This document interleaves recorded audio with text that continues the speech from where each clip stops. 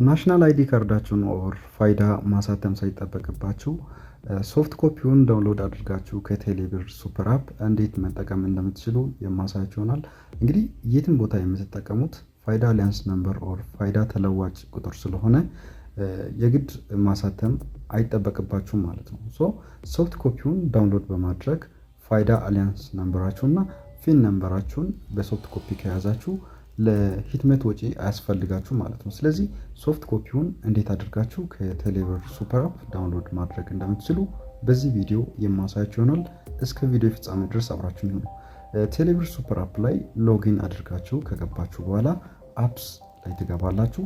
አፕስ ላይ አንድ ጊዜ ክሊክ ስታደርጉት የተለያዩ አፕሊኬሽኖችን ሊስት ያደርግላችኋል። ከነኛ አፕሊኬሽኖች ሶስተኛውን ትመርጣላችሁ። ኤንአይዲ ኦር ፋይዳ ኦር ዲጂታል አይዲ ላይ አንዴ ክሊክ ታደርጋላችሁ። ክሊክ ስታደርጉት ወደዚህኛው ፔጅ ይወስዳችኋል። እዚህ ጋር እንደምትመለከቱት ሳይን ማድረግ ይኖርባችኋል ማለት ነው። ዲጂታል አይዲያችሁን ለማግኘት ሳይን ኢን ዊዝ ቴሌብር እዚህኛው በተን ላይ አንዴ ክሊክ ታደርጋላችሁ። ክሊክ ስታደርጉት ፋይዳ አሊያንስ ነምበራችሁን ይጠይቃችኋል።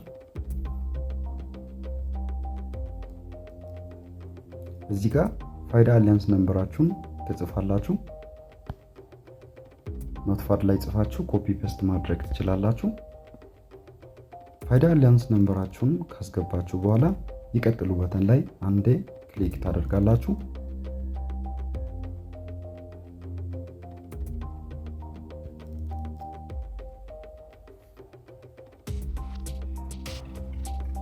የመጀመሪያውን ኦፕሽን ምረጡ።